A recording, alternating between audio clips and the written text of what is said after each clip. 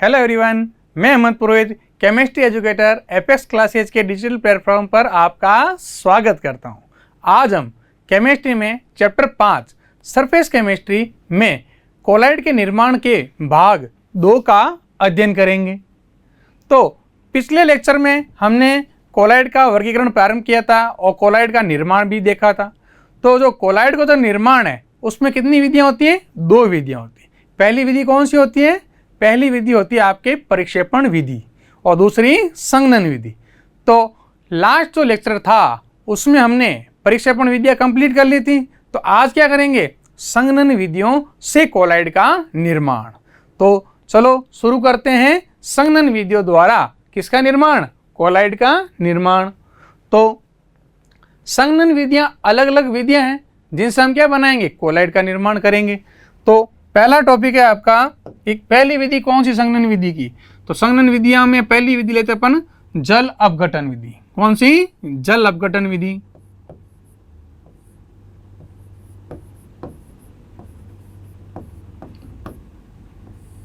तो देखो जल अपघटन का मतलब क्या है? इसके अंदर हम क्या करेंगे कि किसी विद्युत अपघट्य या परिक्षेपित प्रावस्था में परिक्षेपण माध्यम के रूप में क्या डालेंगे? जल डालेंगे, जिससे आगे क्या बनेगा? कोलाइड बनेगा। अब देखो जल अपघटन विधि है तो इससे बनने वाले सोल कैसे होंगे? हाइड्रोक्सी सोल होंगे, यानी जल योजित सोल का निर्माण होगा। तो क्या ले सकते हैं इस विधि में? इस विधि में या इस विधि से Fe यानी आयरन लोहा, FeAl व क्रोमियम के जल योजित या हाइड्रोक्सिल सोल का निर्माण होता है। जल योजित सोल का निर्माण होता है।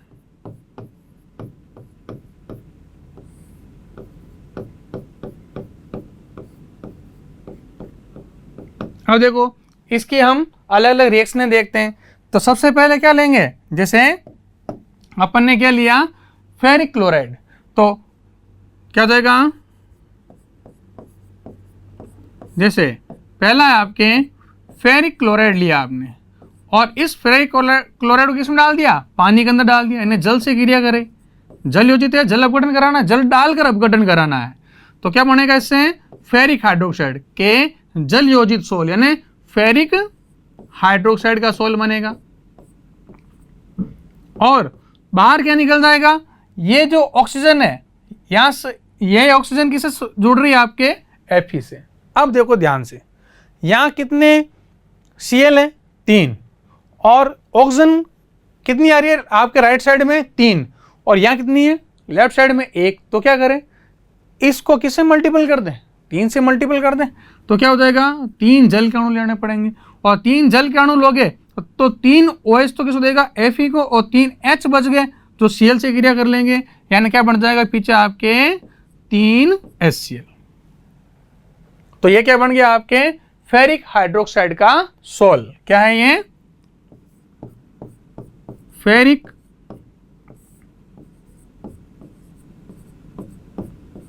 हाइड्रोक्साइड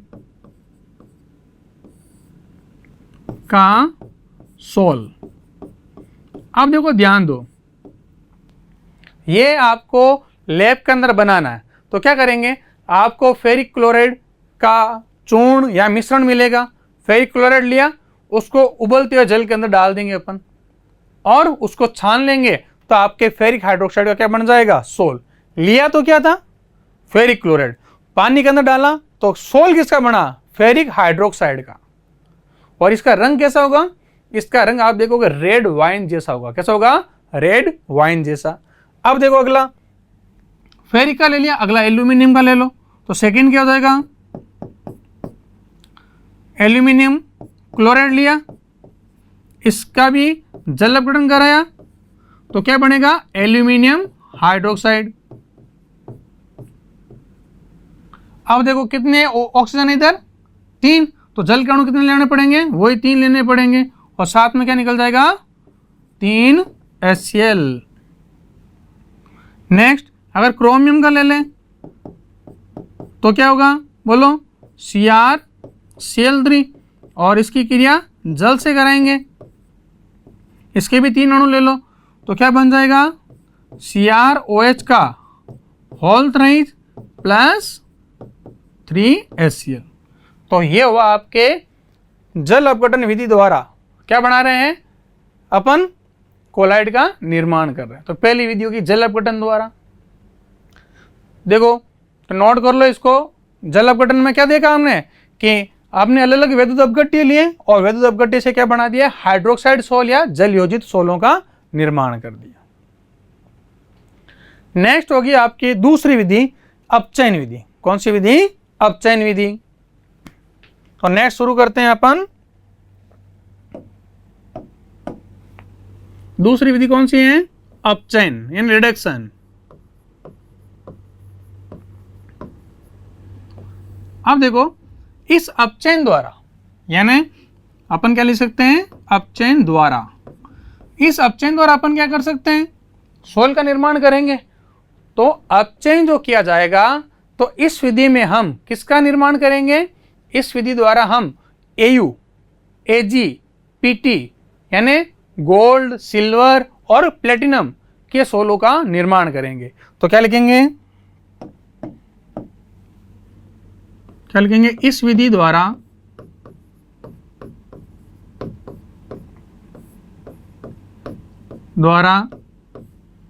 Au, Ag व Pt के सोल बनाए जाते हैं,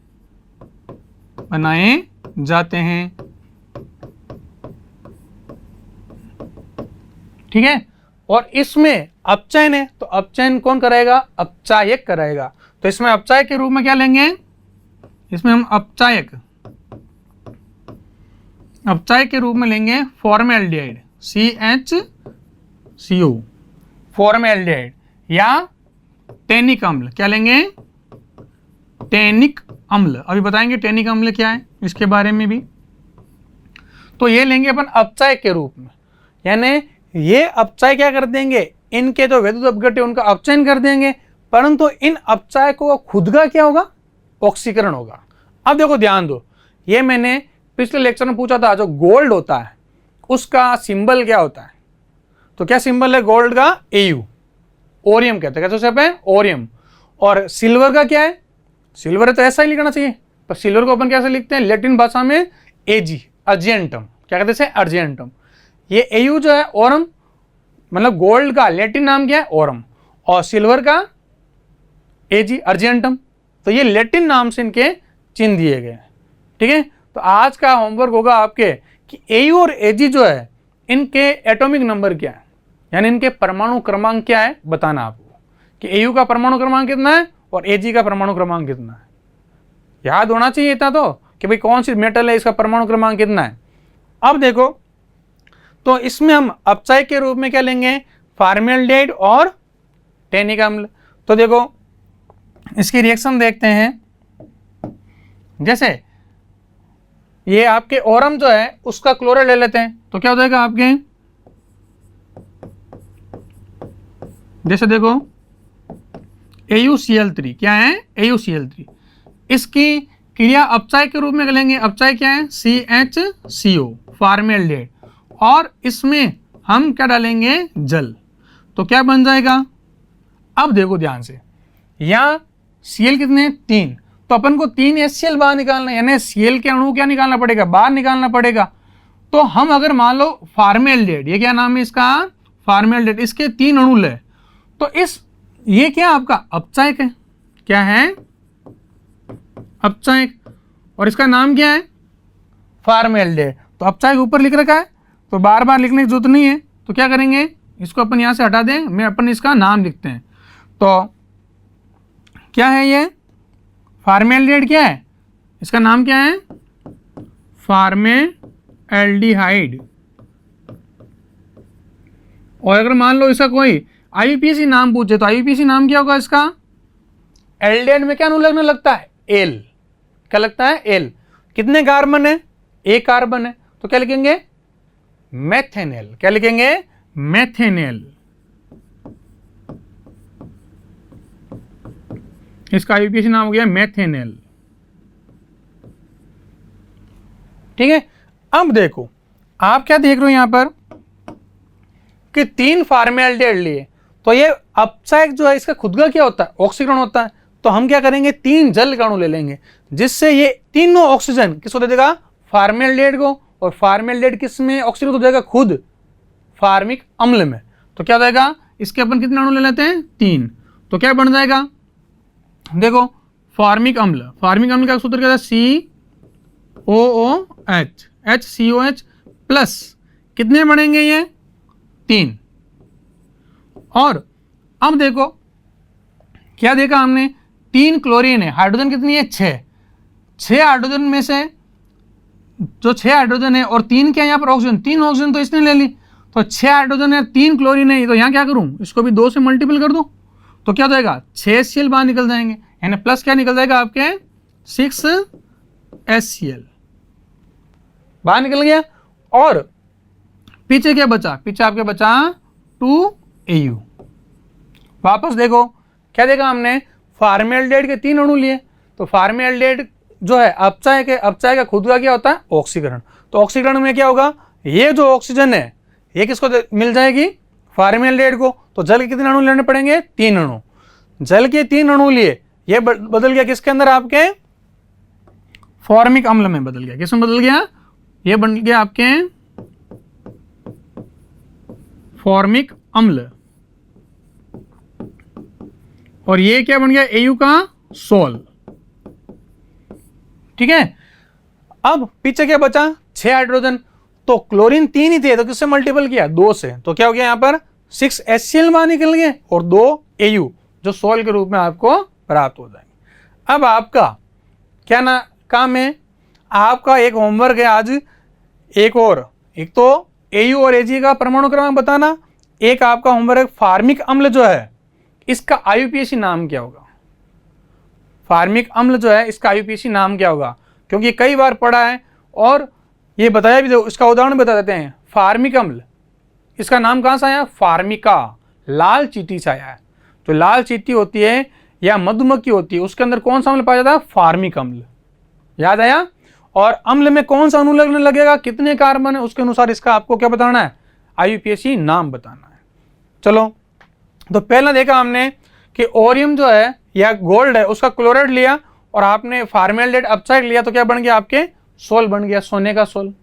AU को क्या कहते हैं ओरम, जो गोल्ड का सोल बना देता है। अब अपन क्या लेते हैं प्लेटिनम ले लो। चलो तो अगला है जैसे सेकंड लेते हैं, ये पहला हो गया, और सेकंड लेते हैं प्लेटिनम का, जैसे प्लेटिनम का क्लोराइड है, इसमें भी क्या ले रहे हैं फॉर्मेल्डिहाइड, फॉर्मेल्डिहाइड ले लिया। अब क्या कर रहे हैं इसके अंदर भी क्या डालेंगे जल। तो आपका क्या काम बताया अभी, ये आपका अपचायक है, तो अपचायक का खुद का क्या होगा ऑक्सीकरण, यानी ये ऑक्सीजन कौन ले लेगा, ये फार्मिक एल्डिहाइड किसमें बदल जाएगा फार्मिक अम्ल में बदल जाएगा। और ये 2 हाइड्रोजन है ये क्लोरीन से क्रिया कर लेगी, यानी इसके अंदर आपको दूसरे अणु लेने की जरूरत नहीं है, इसी से बैलेंस हो जाएगी रिएक्शन। तो क्या बनेगा पहले अपचायक का ऑक्सीकरण हुआ, अपचायक का ऑक्सीकरण होने से एक ऑक्सीजन इसको दे दो, तो क्या बन गया आपके फार्मिक अम्ल HCOOH प्लस फार्मिक अम्ल बन गया। अब यहाँ कितनी बची 2 हाइड्रोजन 2 क्लोरीन, तो क्या बाहर निकल जाएंगे 2 HCl, और आपके पीछे क्या बच गया PT, तो यहाँ क्या बन जाएगा PT, जो क्या है प्लेटिनम का क्या बन जाएगा, इससे सोल का निर्माण हो जाएगा। किसका निर्माण हो जाएगा सोल। तो अपन ने क्या देखा AU और प्लेटिनम का सोल। अब अगर उदाहरण ले अपन किसका सिल्वर का Ag का, तो क्या हो जाएगा देखो, तो इसके अंदर अपन क्या डालेंगे टैनिक अम्ल डालेंगे। क्या डालेंगे टैनिक अम्ल। तो जहां मान लो अपन ने सिल्वर का क्लोराइड लिया, सिल्वर का क्लोराइड, तो इसके अंदर क्या मिला रहे हैं अपन टैनिक अम्ल। क्या मिला रहे हैं टैनिक अम्ल। तो क्या बन जाएगा इससे Ag का सोल बन जाएगा। क्या बन जाएगा? Ag का सोल निर्मित हो जाएगा। अब देखो ये टैनिक अम्ल क्या है? टैनिक अम्ल जो है ये पॉलीफिनोलिक यौगिक है, यानी जिसमें फिनोल के कई समूह होते हैं। तो अपन क्या लिख सकते हैं? टैनिक अम्ल जो होता है, टैनिक अम्ल क्या होता है? पॉलीफिनोलिक समूह या पॉलीफिनोलिक यौगिक, यानी इसमें फिनोल के कई यौगिक या फिनोल के कई समूह पाए जाते हैं। अब देखो एक स्ट्रक्चर देखो, जैसे इसका आपको ध्यान में रखना है, जैसे यह समझा रहा हूं, देखो ध्यान से, और इसके नाम बताओगे। जैसे फिनोल की संरचना देखें तो ये तो क्या है, पहले आपके ये संरचना किसकी है? बेंजीन की। किसकी है? बेंजीन की। और इस बेंजीन पर अपन क्या करते हैं? एक OH समूह जोड़ दे। क्या जोड़ दें? OH समूह। तो ये क्या कहलाएगा? फिनोल। ये क्या कहलाएगा? आपके फिनोल।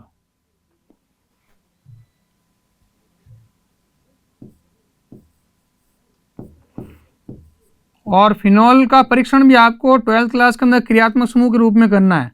और थ्योरी में भी आपके फिनोल क्या है? Alcohol, phenol, ether. Alcohol, phenol और ईथर दे रखा है पूरा।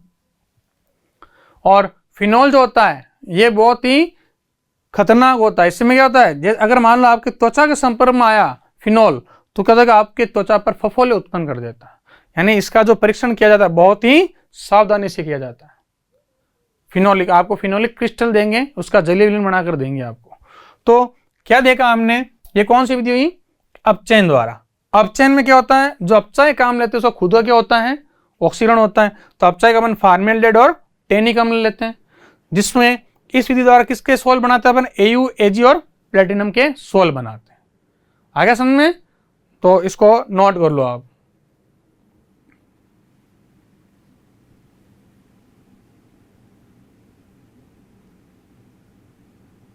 तो ये होगी आपकी दूसरी विधि अपचयन द्वारा। नेक्स्ट तीसरी विधि लेते हैं। जब अपचयन पढ़ लिया तो क्या पढ़ना पड़ेगा? ऑक्सीकरण पढ़ना पड़ेगा। तो अगली विधि कौन सी है? ऑक्सीकरण द्वारा। तो थर्ड मेथड लेते हैं अपन ऑक्सीकरण द्वारा।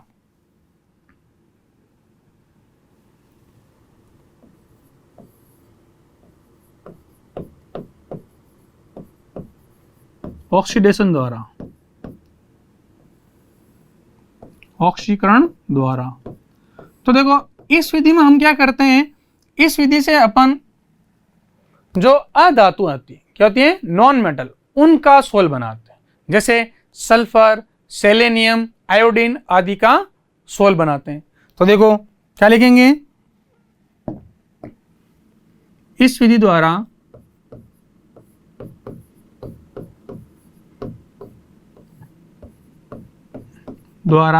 किसके सोल बनाएंगे?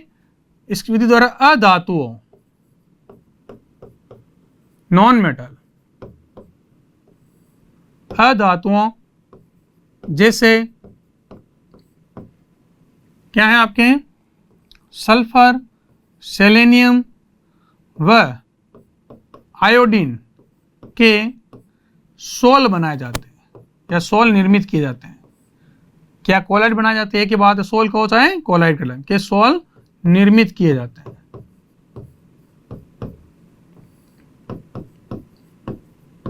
किए जाते हैं। अब देखो ध्यान से कैसे। तो ऑक्सीकरण में क्या होगा? ऑक्सीकरण का अर्थ है ऑक्सीजन का जुड़ना, या तो ऑक्सीजन का जुड़ना कर दो या ऑक्सीजन अंक में वृद्धि। ऑक्सीकरण अंक में वृद्धि। तो देखो जैसे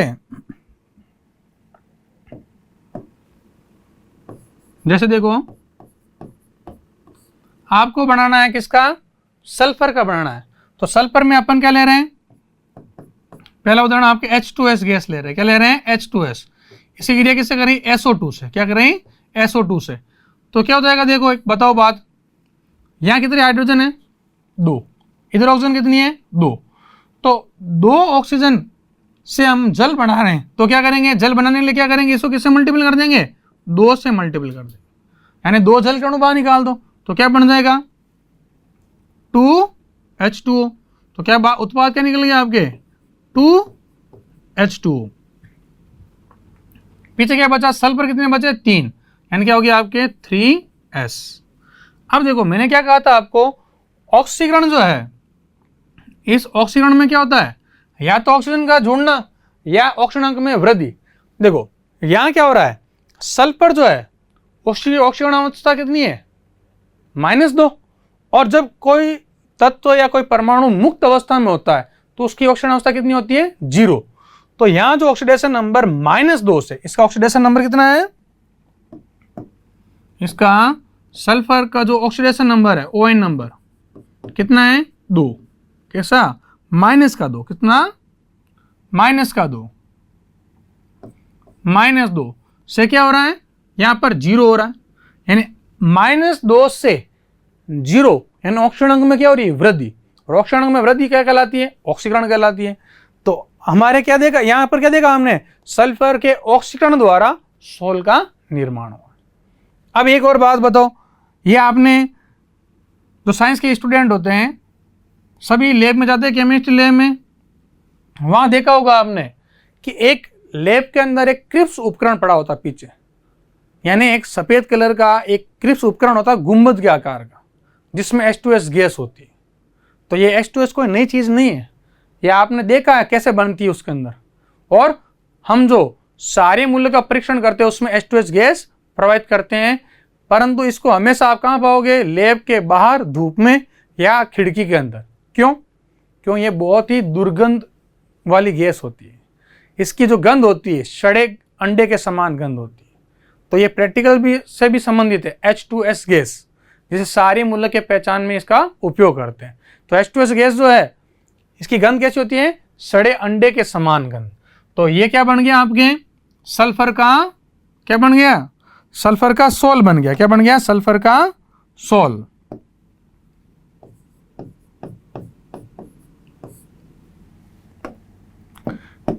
तो ये अभी आपने किसका देखा, सल्फर का सोल।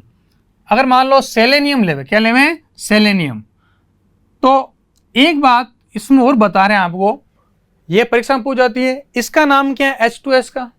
H2S तो केमिकल फॉर्मूला, नाम क्या है इसका, इसका नाम है हाइड्रोजन सल्फाइड। क्या नाम है इसका, इसका नाम है आपके हाइड्रोजन सल्फाइड। अब कुछ 3 टर्म्स मैं बता रहा हूं, ये परीक्षा में पूछ जाते हैं, एग्जामिनर बार बार पूछता है, आपको 3 फॉर्मूले दे देंगे कि इनके नाम बताओ कौन कौन से। जैसे देखो यहां लिख देते हैं बिन,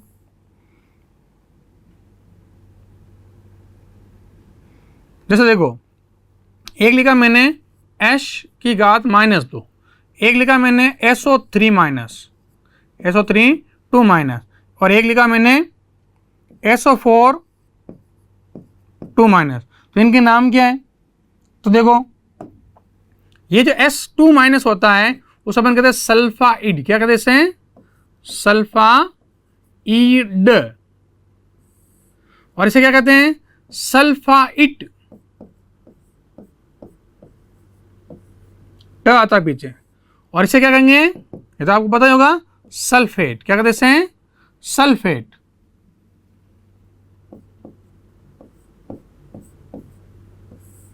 तो इन चीजों का ध्यान रखना है।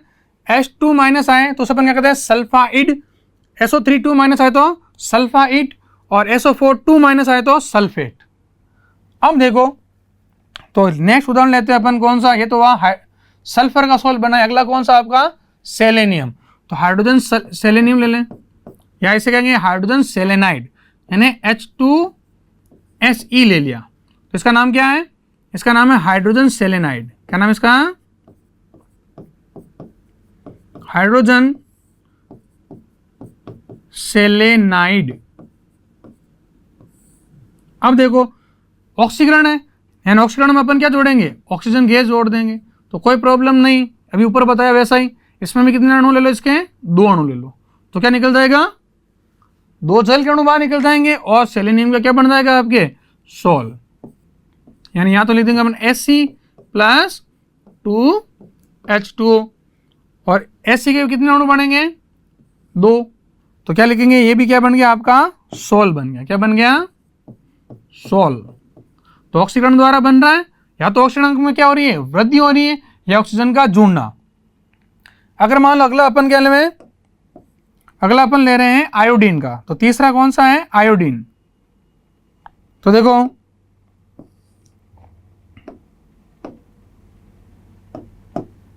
थर्ड लेते हैं हम आयोडीन से, तो आयोडीन के लिए अपन क्या ले रहे हैं HI, क्या ले रहे हैं HI। अब देखो ये जो HI है, इस HI की क्रिया किसे कराएंगे अपन आयोडिक अम्ल से, यानी HiO3 किससे HiO3 से अपन कहते हैं आयोडिक अम्ल। क्या कहते हैं आयोडिक अम्ल। या आप जब पी ब्लॉक पढ़ोगे, क्या पढ़ोगे पी ब्लॉक, तो उसमें पढ़ेंगे अपन आयोडिक अम्ल पर आयोडिक अम्ल, अलग प्रकार के आयोडिक अम्लों को पढ़ेंगे।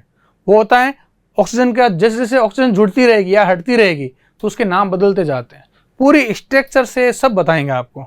तो ये जो आयोडिक अम्ल है इसकी क्रिया किससे करी हमने HI से। तो अब मैं क्या करूं, आपका यही काम है जल का अणु बाहर निकालना। तो क्या करेंगे, यहाँ कितनी ऑक्सीजन है 3 ऑक्सीजन है और हाइड्रोजन कितनी है आपके पास में अभी 2 है, तो इसको किससे मल्टीपल कर दें 5 से, तो हाइड्रोजन कितनी होगी 6 हाइड्रोजन और 3 ऑक्सीजन, क्या हो गया 3 जल के अणु बाहर निकल जाएंगे। तो क्या बन जाएगा इससे 3 जल के अणु बाहर निकल गए और पीछे क्या बच गई 3I2।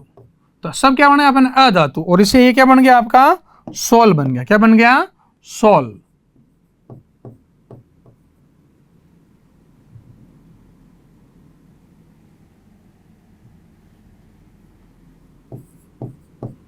तो ये विधि कौन सी होगी आपके, ये होगी ऑक्सीकरण द्वारा, यानी जिसमें अधातुओं का क्या बनाते हैं अपन सोल बनाते हैं, और इसमें क्या होता है ऑक्सीजन का योग होता है या ऑक्सीजन में वृद्धि हो जाएगी। देखो इसको नोट कर लो सबको।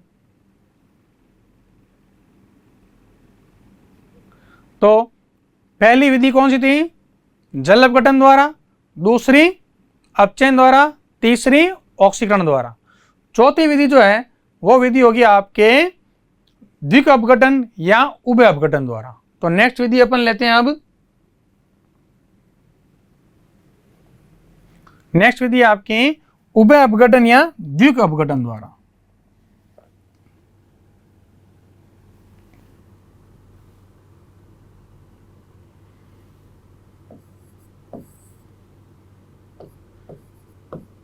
द्विक अपघटन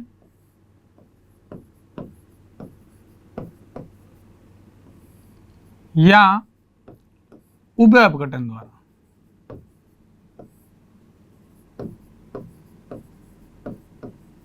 उभय अपघटन द्वारा। अब देखो इसमें क्या होगा कि हम जो दो पदार्थ मिलाएंगे दोनों का क्या होगा अपघटन होगा, जिससे सोल का निर्माण हो जाएगा।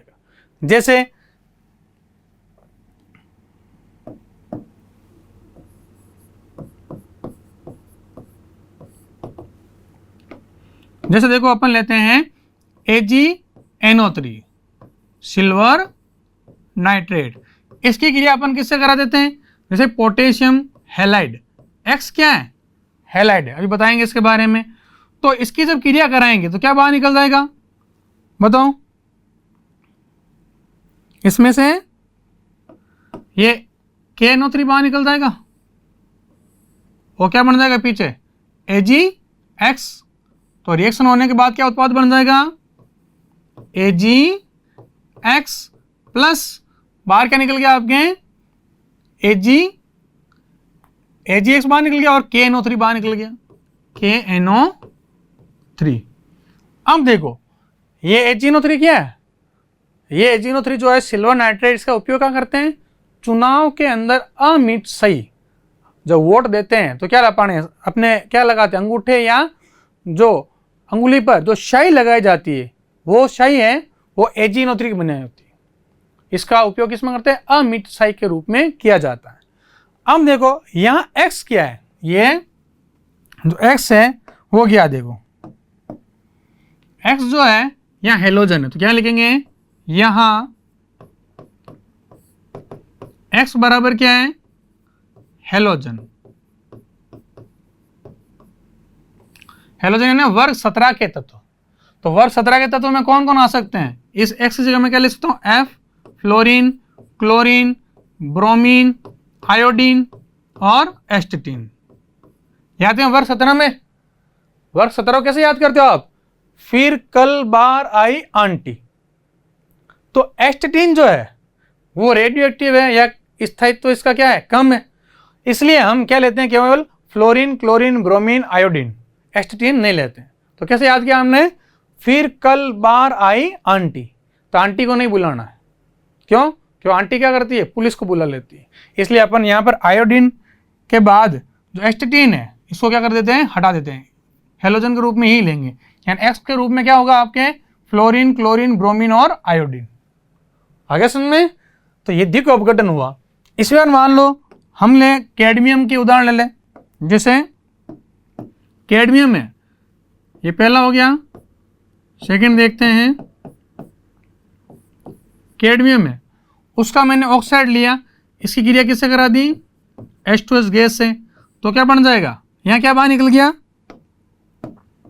यहां से भी जल का अणु क्या हो जाएगा, बाहर निकल जाएगा, और उत्पाद क्या बन जाएगा, बोलो, CDS, cadmium sulphide plus H2, जल का अणु बाहर निकल जाएगा, यानी कैडमियम सल्फाइड का क्या बन जाएगा, सोल। ये भी क्या बन गया आपके, सोल। यहां पर X की जगह क्या हो सकता है, फ्लोरीन, क्लोरीन, ब्रोमीन, आयोडीन। अब देखो इसी प्रकार अगर मान लो अपन पारा है, पारा यानी मरकरी Hg, इसका साइनाइड ले लें, क्या ले लें, साइनाइड, साइनाइड ले लिया, इसकी भी क्रिया किससे करा दिया हमने, H2S से। तो क्या जाएगा, बाहर क्या निकल जाएगा, HCN बाहर निकल जाएगा, और क्या बन जाएगा, AgS, क्या बन जाएगा, AgS, बाहर क्या निकल जाएगा, HCN के कितने अणु, 2। हाइड्रोजन साइनाइड है, बहुत घातक होता है, इसको लेबोरेटरी में भी लाइसेंस से रखना पड़ता है, इसको अगर चक नहीं भी क्या जाती, मृत्यु हो जाती है, ठीक है। तो ये आपके क्या बन गए, HgS का क्या बन गया, आपके सोल बन गया।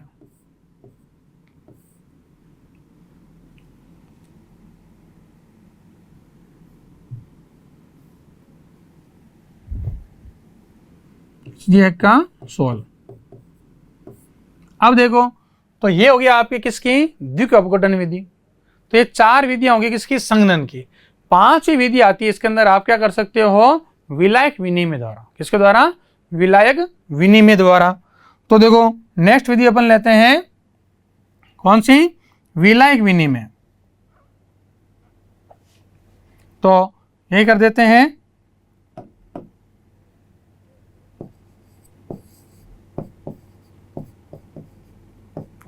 विलायक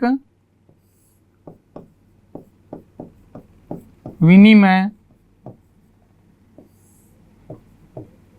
द्वारा।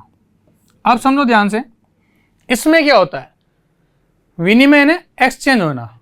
तो कुछ पदार्थ जो होते हैं जैसे सल्फर है, सल्फर यानी गंधक, फास्फोरस है, रेंजिन है, वो जल में नहीं घुलते हैं, तो उनको क्या करते हैं, पहले उनका एल्कोहली विलीन बनाते हैं, यानी उनको पहले एल्कोहल में घोलते हैं, और फिर एल्कोहली विलीन के अंदर क्या करते हैं, अधिक मात्रा में जल डाल देते हैं, यानी आदिकी में जल डाल देते हैं, जिससे उनका जलीय विलीन में कोलाइड बन जाता है। क्यों, क्योंकि जल अधिक मात्रा में डालने पर जल ने क्या किया, एल्कोहल का विनिमय कर दिया, यानी एक्सचेंज कर दिया। सल्फर, फास्फोरस और रेंजिन जो किस में नहीं घुल रहे थे, डायरेक्ट जल में नहीं घुलते, तो पहले क्या करते हैं, पहले उनका एल्कोहली विलीन बनाया जाता है, और उसमें जल आदिके में डालने पर विलायक विनिमय द्वारा उनका जलीय कोलाइड या जलीय सोल का निर्माण हो जाता है। तो क्या कहेंगे, जैसे सल्फर, गंधक, रेंजिन आदि क्या होते हैं, जल में अल्प विलय होते हैं, इनका एल्कोहलिक विलयन बनाकर उनमें जल आदिके में डालने पर इनका जलीय सोल या कोलाइड का निर्माण हो जाता है। तो लिख दें यहाँ पर थ्योरी, क्या लिखेंगे,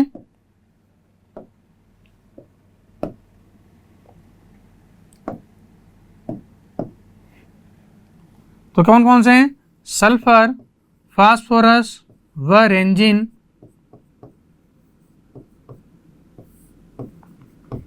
जल में अल्प विलय होने के कारण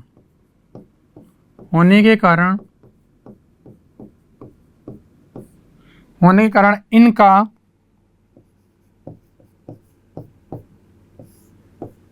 एल्कोहलिक या एल्कोहली विलयन बनाकर उसमें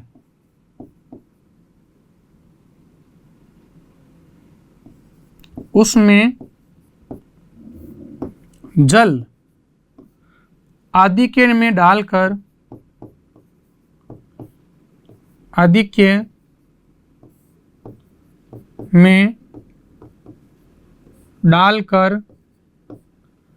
कोलाइड बनाते हैं या सोल बनाते हैं, डालकर सोल बनाते हैं।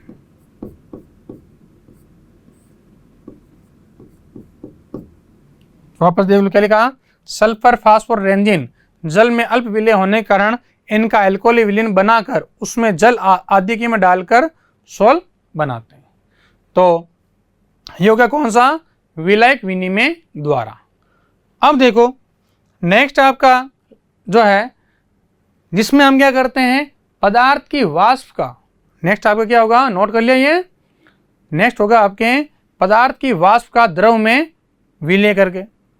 तो पदार्थ की वाष्प है उसको द्रव में विलय करके क्या बनाते हैं अपन? कोलाइड बनाते हैं। तो नेक्स्ट लेते हैं अपन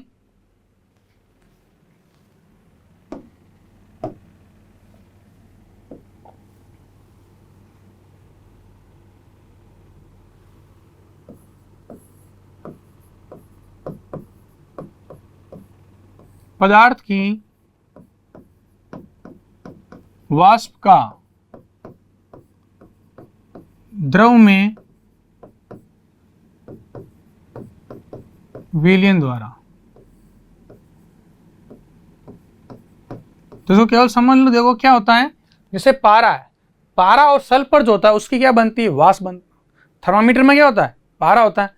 तो ये जो होते हैं इन पदार्थों क्या बनती है? वाष्प, यानी इनकी वाष्प को क्या करते हैं अपन? विलायक जल के अंदर क्या करते हैं? प्रवाहित कर देते हैं, जिससे क्या होते हैं? इनके जलीय सोल या जलीय कोलाइडी विलयन का निर्माण हो जाता है। तो पदार्थ जो लिया उसकी क्या बनाई? वाष्प, और उस वाष्प को क्या करते हैं अपन? जल के अंदर प्रवाहित करते हैं, और जल के अंदर प्रवाहित करने से क्या जाता है? इनका कोलाइडी विलयन बन जाता है। कैसा? जलीय कोलाइडी विलयन। तो क्या लिख दें डायरेक्ट, इसका उदाहरण क्या हो जाएगा? जैसे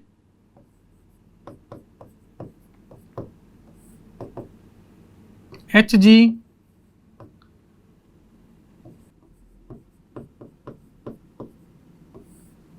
का जलीय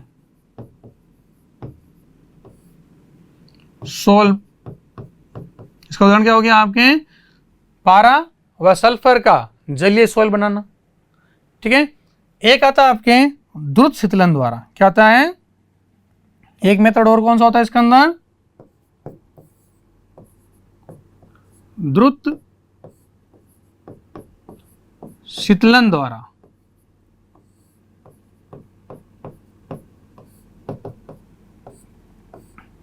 तो क्या करते हैं इसके अंदर, जो पदार्थ जल में नहीं घुलते आसानी से, तो क्या करते हैं उन्हें पहले आपके अजलीय विलायकों जैसे CCl4, कार्बन टेट्राक्लोराइड, उनके अंदर घोलकर उनमें पानी आधिक्य में डालकर क्या करते हैं? तेजी से ठंडा करते हैं, जिससे क्या होता है? उनका भी जलीय सोल या जलीय कोलाइड का निर्माण हो जाता है। तो छोटी सी मेथड है द्रुत शीतलन द्वारा। द्रुत यानी जल्दी से ठंडा करके, तो बर्फ के अंदर क्या हो जाएगा? यह जलीय विलयन उसका बनकर क्या बना है? कोलाइड का निर्माण हो जाएगा। तो हमने संघनन विधियां कौन कौन सी देखी? सबसे पहली विधि कौन सी देखी? सबसे पहले विधि जल अपघटन द्वारा। दूसरी कौन सी देखी? अपचयन द्वारा। तीसरी कौन सी है? ऑक्सीकरण द्वारा, और चौथी द्विग अपघटन या अपघटन द्वारा, पांचवी विलायक विनिमय द्वारा, और छठी वाष्प का द्रव में विलयन द्वारा, और लास्ट का था द्रुत शीतलन द्वारा। तो ये हुई आपके किसकी विधियां? ये आपके कोलाइड के निर्माण की विधियां कंप्लीट हुई। अब देखो नेक्स्ट टॉपिक अपन लेते हैं कोलाइड का शुद्धिकरण। अगला टॉपिक है आपका कोलाइड का शुद्धिकरण।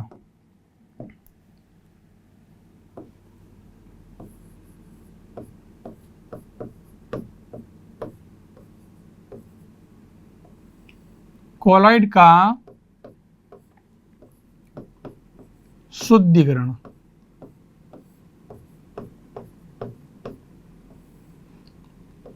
तो जो कोलाइड का शुद्धिकरण है इसे हम क्या करेंगे, इसे हम डायग्राम से ही समझ लेंगे। सिंपल है और परीक्षा में आता भी है, इंपॉर्टेंट भी है। अब देखो ध्यान से, तो कोलाइड का जो शुद्धिकरण करते हैं वो क्या है? देखो जो कोलाइड होता है उसमें विद्युत अपघट्य की अशुद्धियां पाई जाती है। जो कोलाइड विलयन होता है उसमें अशुद्धियां किसकी होती हैं? विद्युत अपघट्य की। एक बात का ध्यान रखना, कोलाइड में यदि विद्युत अपघट्य की मात्रा बहुत कम है वह तो इस कोलाइड को स्थायित्व प्रदान करता है, परंतु विद्युत अपघट्य की मात्रा बहुत अधिक मात्रा में तो वह अशुद्धि के रूप में होता है।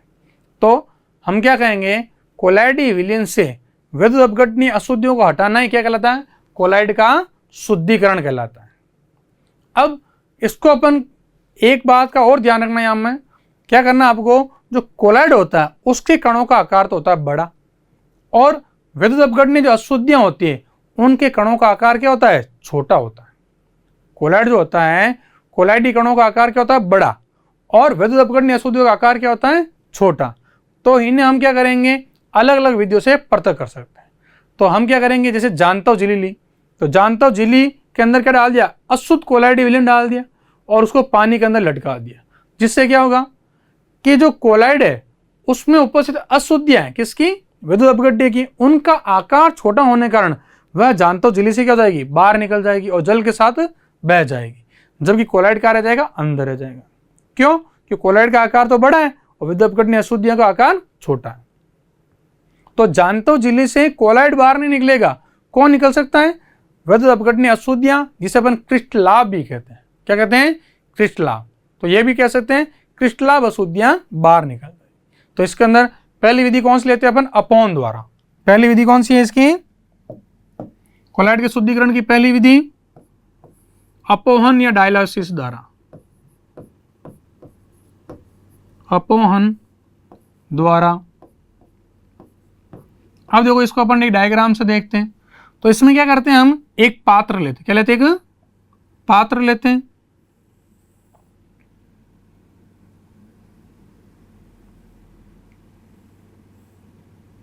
इस पात्र में क्या करते हैं हम, ये जो पात्र है इसमें हम क्या भर देते हैं? जल भर देते हैं। क्या भर देते हैं? जल।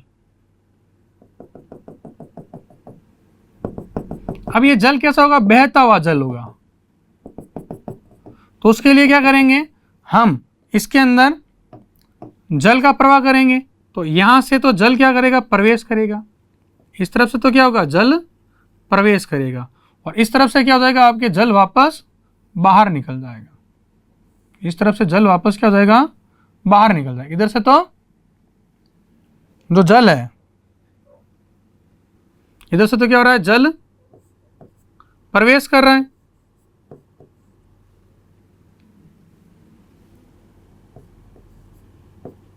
इधर से जल प्रवेश करेगा और यहां से क्या होगा? जल बाहर निकल जाएगा बहते हुए जल के अंदर। और एक क्या करते हैं अपन? चर्म पत्र लेते हैं। क्या लेते हैं? चर्म पत्र, यानी जानता झिल्ली। क्या लेंगे? जानता झिल्ली। इसके अपन क्या बना सकते हैं? पोटली बना सकते हैं। क्या बना सकते हैं? पोटली।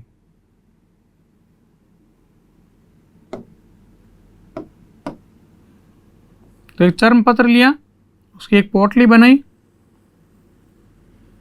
जिसमें छोटे छोटे क्या होंगे? छिद्र होंगे। और इसके अंदर क्या भरा हुआ? आपके कोलाइडी विलयन भरा हुआ। क्या भरा हुआ है इसके अंदर? अशुद्ध कोलाइड विलयन। जो आपको पिंक कलर का जो कलर दिख रहा है, ये क्या भर दिया इसके अंदर? अशुद्ध कोलाइड। तो इसे अपन नामांकित करते हैं। तो सबसे पहले देखो, ये तो क्या हो गया? आपके जल हो गया, और ये क्या हो गया आपके अशुद्ध कोलाइड, क्या हो गया अशुद्ध कोलाइड। और ये क्या आपके चर्मपत्र या जांतो झिल्ली, क्या कहते हैं इसे, चर्मपत्र या जांतो झिल्ली।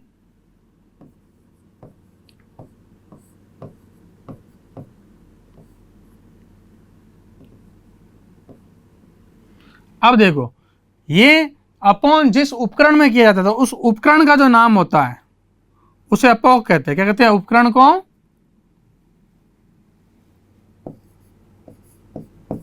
इस उपकरण को अपन कहेंगे अपोहक। क्या कहेंगे, अपोहक। अब आप इसकी क्या बताओगे, विशेषता बताओगे, अपोन की विशेषता क्या होती है। तो पहला देखो, सबसे पहले क्या कहेंगे कि इसमें अशुद्ध कोलाइड विलयन को जांतो झिल्ली या चर्म पत्र में लिया जाता है। फिर क्या करते हैं, इससे हम बहते हुए जल के अंदर लटका देते हैं। इस चर्म पत्र में पाए जाने वाले सूक्ष्म छिद्र में से अशुद्धियां, विद्युत अपघटनीय अशुद्धियां बाहर निकल जाती हैं, जबकि कोलाइडी कणों का आकार बड़ा होने के कारण वह इस चर्म पत्र के या जांतो झिल्ली के अंदर ही रह जाती है। इस प्रकार क्या होता है, कोलाइड का शुद्धिकरण। तो ये कौन सी विधि हुई, अपोन द्वारा। नेक्स्ट देखो, अगर मान लो हम क्या करें, इसी के अंदर इलेक्ट्रोड लगा दें, क्या लगा दें, इलेक्ट्रोड। तो उसके लिए क्या होगी, उसके लिए जो विधि होगी उसे अपन कहेंगे वैद्युत अपोन द्वारा। उसे अपन क्या कहेंगे, वैद्युत अपोन द्वारा। तो दूसरा हो गया आपके वैद्युत अपोन द्वारा।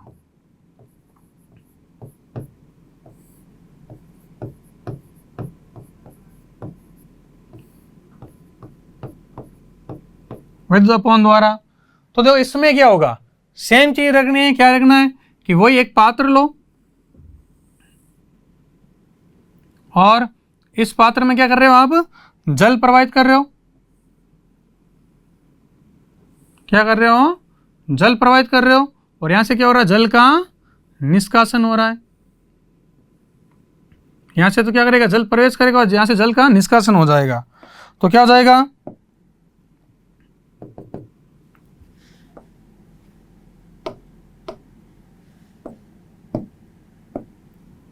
यहाँ आपके जल हैं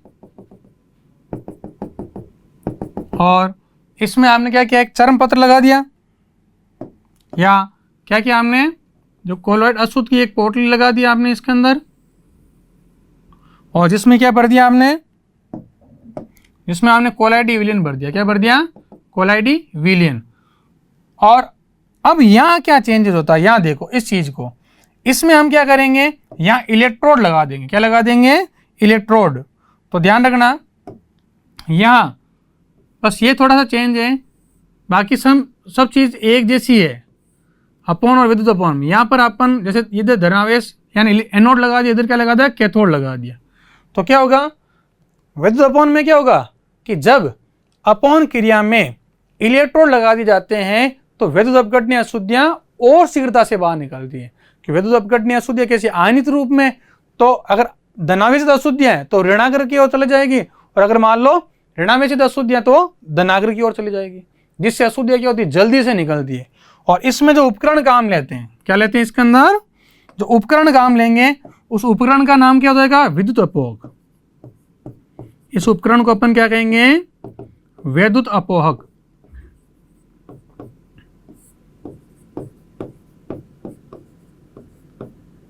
वैद्युत अपोहक कहेंगे। ठीक है, तो ये दो विधियां होगी, अपोन द्वारा और वैद्युत अपोन द्वारा। बहुत इंपॉर्टेंट है। इसमें आता है निम्न पर टिप्पणी लिखी है अपोन पर, तो अपोन को बताना पड़ेगा, और डायग्राम समझ में आ गया तो आपको पूरा इसका वर्णन कर सकते। एक लास्ट विधि होती है इसकी, तीसरी, जिसे अपन कहते हैं अति सूक्ष्म फिल्टरन द्वारा। क्या कहते हैं इसे, अति सूक्ष्म फिल्टरन या निस्यन द्वारा।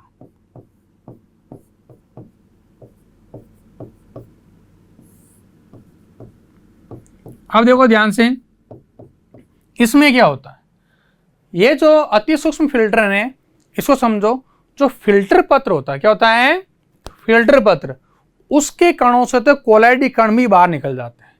तो क्या करते हैं कि जो फिल्टर पत्र है उसे कोलाइडियन सॉल्यूशन के अंदर डालते हैं। किसमें डालते हैं, कोलाइडियन सॉल्यूशन के अंदर डालते हैं, जिससे फिल्टर पत्र के छिद्र क्या होते हैं, छोटे हो जाते हैं। फिर इस कोलाइडियन सॉल्यूशन से फिल्टर पत्र को निकाल कर डालते हैं फॉर्मेल्डिहाइड के सॉल्यूशन में, जिससे फिल्टर पत्र कड़ा हो जाता है और फिर उसको सुखो लेते हैं। जो सुखाने के बाद आपको फिल्टर पत्र प्राप्त होगा उसमें छिद्र कैसे हो जाएंगे, छोटे हो जाएंगे। और छिद्र छोटे हो जाने से क्या होगा, फिर यदि उसके ऊपर अपन अशुद्ध कोलाइडी विलयन डालेंगे तो क्या होगा, विद्युत अपघटनीय अशुद्धि का आकार छोटा होने के कारण वह तो बाहर निकल जाएगी, जबकि कोलाइडी विलयन ऊपर ही रह जाएगा। तो इस प्रकार अति सूक्ष्म यानी फिल्टर पत्र के जो छिद्र है उसको भी आपने क्या कर दिया, छोटा कर दिया। इस बार हम अति सूक्ष्म फिल्टरन द्वारा भी कोलाइडी विलयन का क्या कर सकते हैं, शुद्धिकरण कर सकते हैं। तो सबसे पहले जो अपन कोलाइडी विलयन के अंदर इसके अंदर डुबाया था, वो कोलाइडियन क्या होता है, वो होता है नाइट्रोसेलुलोज का विलयन। यानी फिल्टर पत्र को नाइट्रोसेलुलोज के विलयन में डुबाते हैं, फिर फॉर्मेल्डिहाइड में डुबाते हैं, फिर उसको सुखो लेते हैं और फिर उससे अशुद्ध कोलाइड को छानते हैं, जिससे विद्युत अपघटनीय अशुद्धियां बाहर निकल गई और पीछे क्या बच गया, आपके कोलाइडी विलयन बच गया। तो यह आपके कोलाइडी विलयन की शुद्धिकरण कितनी विधियां हुई, 3 विधियां। पहली अपॉन द्वारा, विद्युत अपॉन द्वारा और अति सूक्ष्म फिल्टरन द्वारा। इसका कोई चित्र नहीं है, ये 3 विधियां हुई।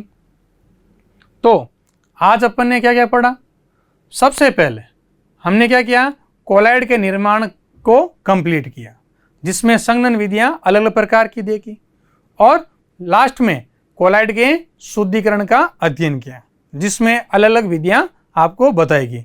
परीक्षा में इनके नामांकित चित्र पूछे जाते हैं, आपको इसको पूर्ण तरीके से बताना है। तो अब मिलते हैं हम नेक्स्ट लेक्चर में। Thank you. सब्सक्राइब करें हमारा apex classes edutech YouTube channel, साथ ही बेल आइकन को क्लिक करना बिल्कुल ना भूलें, ताकि आगे आने वाले सभी यूट्यूब वीडियोस की अपडेटेड नोटिफिकेशंस सबसे पहले आपको मिले। Apex classes edutech, subscribe now.